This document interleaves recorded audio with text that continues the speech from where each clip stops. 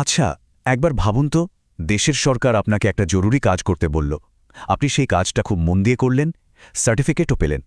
কিন্তু যখন সেই সার্টিফিকেট নিয়ে চাকরির জন্য গেলেন, তখন আপনাকে বলা হলো আপনার এই যোগ্যতাটাই নাকি অবৈধ। কেমন লাগবে আপনার? অবিশ্বাস্য মনে হলেও ভারতের প্রায় ১১ লক্ষ শিক্ষকের সাথে ঠিক এমনটাই ঘটেছিল। এটা শুধু একটা কোর্সের গল্প না, এটা হলো নিজেদের অধিকার আর সম্মানের জন্য লড়ে যাওয়ার একটা অসাধারণ কাহিনী।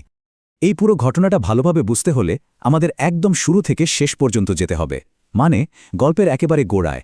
আমরা প্রথমে দেখব হঠাৎ করে কেন লক্ষ লক্ষ শিক্ষককে ট্রেনিং দেওয়ার এমন একটা তাগিদ তৈরি হলো। তারপর জানব এই বিশাল সমস্যা সমাধানের জন্য ঠিক কী ধরনের একটা বিশেষ কোর্স বানানো হয়েছিল। এরপর আমরা দেখব ত্রিপুরায় কি এমন হলো যার জন্য বিষয়টা একেবারে আদালতে গড়ালো। আর সবশেষে আমরা দেখব আদালতের সেই ঐতিহাসিক রায় কিভাবে শুধু কিছু শিক্ষকের নয়, বরং গোটা দেশের শিক্ষা ব্যবস্থাকেই প্রভাবিত করল। চলুন তাহলে শুরু করা যাক। আমাদের এই গল্পের শিকড়টা লুকিয়ে আছে ভারতের খুব গুরুত্বপূর্ণ একটা আইনের মধ্যে, যার নাম শিক্ষার অধিকার আইন বা আরটিই অ্যাক্ট। এই আইনটা শুধু বাচ্চাদের স্কুলে ভর্তি করানোর জন্যই ছিল না, এর একটা বড় লক্ষ্য ছিল শিক্ষার মান উন্নত করা। কিন্তু এখানেই একটা মস্ত বড় চ্যালেঞ্জ সামনে চলে এলো। শিক্ষার মান বাড়াতে গেলে তো সবার আগে প্রশিক্ষিত শিক্ষক দরকার, তাই না? অথচ তখন সারা দেশে লক্ষ লক্ষ শিক্ষক ছিলেন যারা চাকরি তো করছেন, কিন্তু তাদের কোনো প্রফেশনাল ট্রেনিং ছিল না। আর এখান থেকেই শুরু হলো আসল মিশন। প্রশ্নটা ঠিক এই, সংখ্যাটা একবার ভাবুন, প্রায় ১১ লক্ষ শিক্ষক, আর সময় ২ বছরেরও কম। এই শিক্ষকরা কিন্তু নতুন নন, তারা ইতিমধ্যেই দেশের বিভিন্ন স্কুলে লক্ষ লক্ষ বাচ্চাকে পড়াচ্ছেন। তাদের তো আর বলা যায় না যে আপনারা চাকরি ছেড়ে দিয়ে ২ বছরের জন্য কলেজে ভর্তি হয়ে যান। তাহলে উপায় কি? এটা কোনো সাধারণ ট্রেনিং প্রোগ্রাম ছিল না, এটা ছিল একটা জাতীয় স্তরের জরুরি অবস্থা। ভারত সরকার কিভাবে এই প্রায় অসম্ভবকে সম্ভব করার পথে এগোলো, চলুন দেখি। দেখুন, ২০০৯ সালের এই শিক্ষার অধিকার আইনটা ছিল ভারতের জন্য একটা গেম চেঞ্জার। এই আইনটা প্রথমবার বলল যে ৬ থেকে ১৪ বছরের প্রত্যেক বাচ্চার স্কুলে যাওয়াটা শুধু সুযোগ নয়, এটা তার মৌলিক অধিকার। কিন্তু শুধু স্কুলে গেলেই তো হবে না, ভালো করে পড়াশোনাটাও তো হতে হবে। আর ভালো পড়াশোনার জন্য সবচেয়ে জরুরি কে? অবশ্যই একজন ভালো শিক্ষক।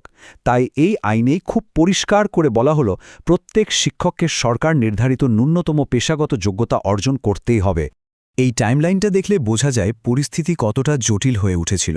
আইনটা পাস হয়েছিল ২০০৯ সালে, কিন্তু দেখতে দেখতে প্রায় ৮ বছর কেটে গেল, অথচ লক্ষ লক্ষ শিক্ষক অপ্রশিক্ষিতই রয়ে গেলেন। ২০১৭ সালে এসে সরকারের টনক নড়ল, বোঝা গেল এভাবে আর চলতে পারে না। তাই সংসদ সরাসরি আইনটা সংশোধন করে একটা ফাইনাল ডেডলাইন দিয়ে দিল, ৩১ মার্চ ২০১৯। পরিষ্কার বলে দেওয়া হলো এই তারিখের মধ্যে ট্রেনিং শেষ করতে না পারলে চাকরি থাকবে না। এই একটা ঘোষণাই যেন পুরো শিক্ষা ব্যবস্থাকে একটা দৌড়ের মধ্যে ফেলে দিল। এখন সরকারকে কিছু একটা করতেই হবে, এবং সেটা খুব দ্রুত। তো এই বিশাল চ্যালেঞ্জ আর হাতে একদম কম সময়, এই দুয়ের চাপে পড়ে একটা গতানুগতিক সমাধান দিয়ে কাজ হতো না। মানে টিচারদের ২ বছরের জন্য কলেজে পাঠিয়ে ট্রেনিং দেওয়াটা সম্ভবই ছিল না। দরকার ছিল একটা নতুন, অভিনব, দেশব্যাপী পরিকল্পনার। আর সেই চিন্তা থেকেই জন্ম নিল একটা বিশেষ প্রশিক্ষণ কার্যক্রম। এই বিশাল সমস্যার সমাধানের জন্য সরকারের ২টি প্রধান সংস্থা মাঠে নামল। ভারত সরকারের শিক্ষা মন্ত্রক, তখন যার নাম ছিল MHRD, তারা ছিল এই মিশনের মস্তিষ্ক। তারা পুরো পরিকল্পনাটা তৈরি করল। আর সেই পরিকল্পনাকে বাস্তব রূপ দেওয়ার দায়িত্ব দেওয়া হলো NIOS বা ন্যাশনাল ইনস্টিটিউট অফ ওপেন স্কুলিংকে। NIOS দূরশিক্ষা বা ডিস্টেন্স এডুকেশনের বিশেষজ্ঞ। তাদের কাজ ছিল এমন একটা কোর্স ডিজাইন করা যা শিক্ষকরা নিজেদের স্কুলে পড়াতে পড়াতেই, মানে চাকরি না ছেড়েই, শেষ করতে পারবেন। এই কোর্সটা কিন্তু কোনো তাড়াহুড়ো করে বা জোড়াতালি দিয়ে বানানো হয়নি। এর পেছনে একটা সম্পূর্ণ আইনি প্রক্রিয়া ছিল। আর এটাই এই মামলার সবচেয়ে গুরুত্বপূর্ণ দিক। দেখুন ঠিক কী হয়েছিল। সরকার দেশের শিক্ষক প্রশিক্ষণের সর্বোচ্চ সংস্থা অর্থাৎ NCTE-কে বলল যে একটা উপায় বের করতে হবে। NCTE-এর নিয়ম অনুযায়ী এই ধরনের ডিপ্লোমা কোর্স হয় ২৪ মাসের বা ২ বছরের। কিন্তু NCTE একটা খুব বাস্তবসম্মত যুক্তি দিল। তারা বলল এই শিক্ষকরা তো নতুন নন, তারা বছরের পর বছর ধরে স্কুলে পড়াচ্ছেন, হাতে কলমে কাজটা তো তারা করছেনই। তাই কোর্সের যে ৬ মাসের ইন্টার্নশিপ থাকে সেটাকে তাদের বর্তমান চাকরির অভিজ্ঞতার মধ্যেই ধরে নেওয়া হলো। ব্যাস ২৪ মাস থেকে ৬ মাস বাদ চলে গেল, আর কোর্সটা আইনত ১৮ মাসের হয়ে গেল। এটা ছিল একটা বুদ্ধিদীপ্ত এবং অত্যন্ত প্রয়োজনীয় একটা সিদ্ধান্ত। আর এটাই হলো সেই ব্রহ্মাস্ত্র, সেই অকাট্য প্রমাণ এনসিটিইর অফিসিয়াল অর্ডারের এই একটা লাইন খুব মন দিয়ে দেখুন। এখানে কোনো রকম অস্পষ্টতা নেই, কোনো কিন্তু বা যদি নেই। একেবারে পরিষ্কার করে লেখা আছে, কোর্সের সময়কাল 2 বছরের পরিবর্তে 18 মাস হবে। এই একটা বাক্যই কিন্তু সব বিতর্কের অবসান ঘটিয়ে দেয়। কারণ দেশের সর্বোচ্চ নিয়ামক সংস্থা যখন নিজে সই করে কিছু অনুমোদন করে, তখন তার আইনি বৈধতা নিয়ে প্রশ্ন তোলার আর কোনো জায়গা থাকে না। এই লাইনটাই পরে পুরো মামলাটার মোড় ঘুরিয়ে দিয়েছিল। 11 লক্ষ সংখ্যাটা শুধু একবার কল্পনা করুন। এটা কোনো একটা ছোট শহর বা একটা রাজ্যের গল্প নয়। জম্মু কাশ্মীর থেকে কন্যাকুমারী, গুজরাট থেকে অরুণাচল প্রদেশ পর্যন্ত দেশের প্রায় প্রত্যেক প্রান্তের লক্ষ লক্ষ শিক্ষক এই একটা প্রোগ্রামের উপর ভরসা করে নিজেদের যোগ্যতা বাড়িয়েছিলেন, নিজেদের ভবিষ্যৎ সুরক্ষিত করতে চেয়েছিলেন।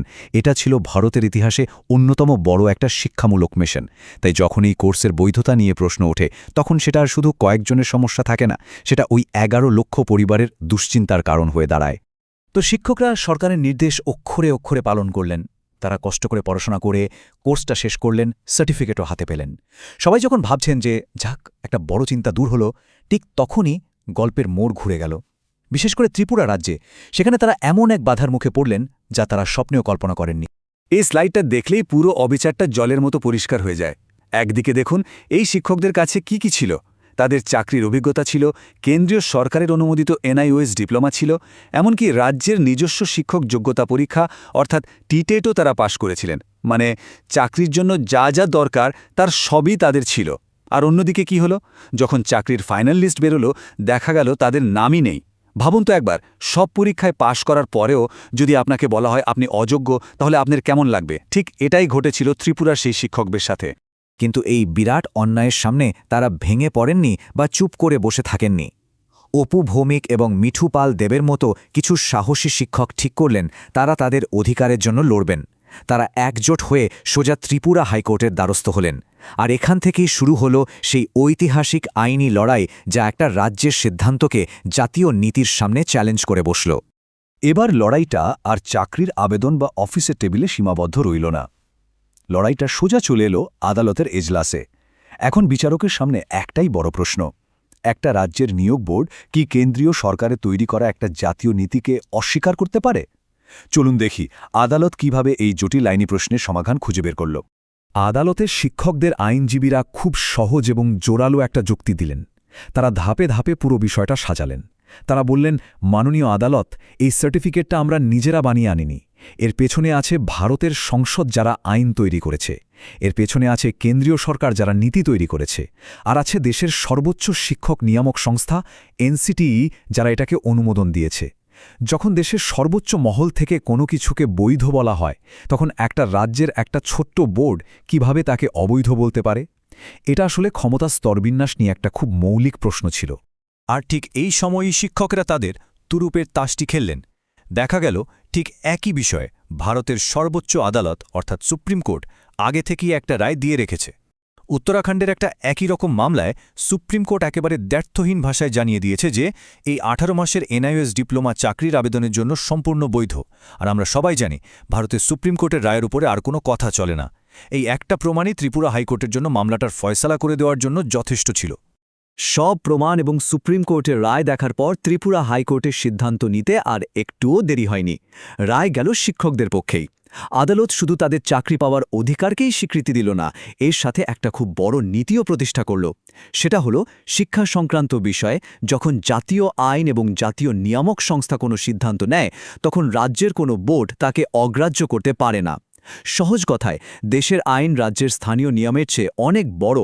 এই রায়টা কিন্তু শুধু ত্রিপুরার ওই কয়েকজন শিক্ষকের ব্যক্তিগত জয় ছিল না, এর তাৎপর্য ছিল অনেক অনেক গভীর। এই রায়টা ভারতের যুক্তরাষ্ট্রীয় ব্যবস্থার একটা মূল নীতিকে আবার সবার সামনে তুলে ধরেছে, বিশেষ করে শিক্ষাক্ষেত্রে। এই টেবিলটা দেখলেই পুরো বিষয়টা জলের মতো পরিষ্কার হয়ে যাবে। এটা অনেকটা একটা মইয়ের মতো ভাবুন।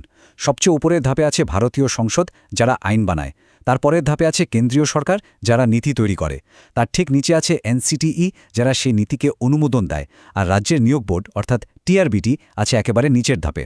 এখন বলুন তো, নিচের ধাপের কেউ কি ওপরের ধাপের সিদ্ধান্তকে বাতিল করতে পারে না। আদালত ঠিক এই সহজ যুক্তিটাই প্রতিষ্ঠা করেছে। ত্রিপুরার বোর্ড তার ক্ষমতার বাইরে গিয়ে কাজ করেছিল, তাই তাদের সিদ্ধান্তটাই বাতিল হয়ে গেল। ত্রিপুরার আদালতের এই একটা রায় গোটা দেশের সেই ১১ লক্ষ শিক্ষকের বুকের ওপর থেকে একটা বিশাল পাথর নামিয়ে দিল। এই রায়টা তাদের সার্টিফিকেটের ওপর থেকে সমস্ত সন্দেহের কালো মেঘ সরিয়ে দিল। এটা নিশ্চিত করল যে তাদের কঠোর পরিশ্রম বৃথা যায়নি এবং তাদের পেশাগত ভবিষ্যৎ এখন সুরক্ষিত। এটা ছিল তাদের সম্মিলিত লড়াইয়ের এক বিরাট জয়। এই পুরো ঘটনাটা আমাদের সবার সামনে একটা খুব বড় প্রশ্ন রেখে যায়। কেন্দ্র থেকে যখন কোনো ভালো নীতি তৈরি হয় তখন কিভাবে এটা নিশ্চিত করা যায় যে দেশের প্রত্যেক প্রান্তে প্রত্যেক অফিসে বসে থাকা কর্মকর্তারা সেই নীতির আসল উদ্দেশ্যটা বুঝবেন এবং তাকে সম্মান করবেন। দিল্লির তৈরি করা আইন আর রাজ্যের স্থানীয় বাস্তবতা, এই দুয়ের মধ্যে ভারসাম্য রাখাটাই হয়তো ভারতের মতো একটা বিশাল আর বৈচিত্র্যময় দেশের সবচেয়ে বড় চ্যালেঞ্জ। এই বিষয়ে আপনার কি মত অবশ্যই জানাবেন।